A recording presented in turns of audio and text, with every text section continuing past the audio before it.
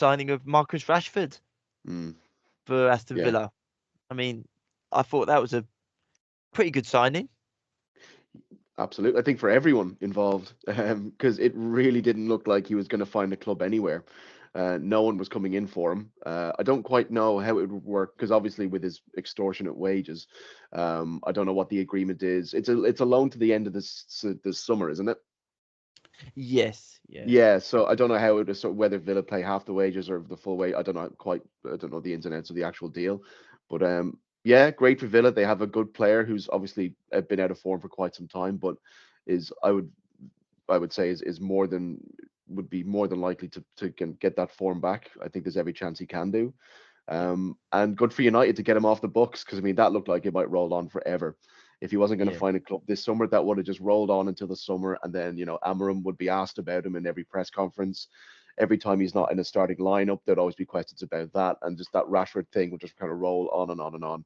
So yeah, it's good that he found a club, and yeah, Villa not a bad spot to go to. One of the best managers in Europe there at the moment. So Do every you chance he could find his form again. do you think that he is overpaid? Um, I think if it because it's in the last 18 months he's not been performing, and recently he's not even been getting in the on the bench. I think you would look at his wages then and go, well, it doesn't seem like you're being paid quite a lot to do very little at the moment.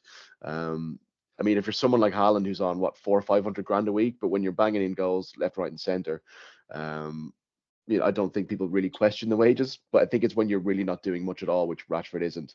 You would look at his wages and go, I think that's a lot. That's a lot for Yeah, what you're giving back.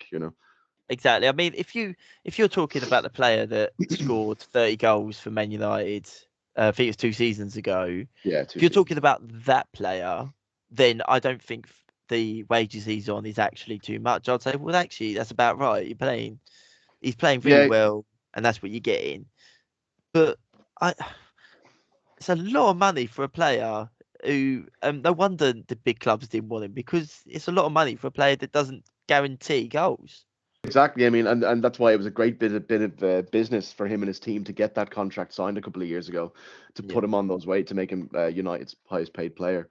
Yeah, great bit of business for them. But I really when it comes to wages and things, and whether the question of whether players get overpaid, I really don't really. I'm not that concerned with what players' wages are or what they do get paid because I mean I'm not paying them, so I don't really care what it is they get. exactly. And if Yeah, it, I mean, true. if someone, if someone offered you 300 or 400 grand a week to do a job, you'd do it. So I don't really have a problem with it.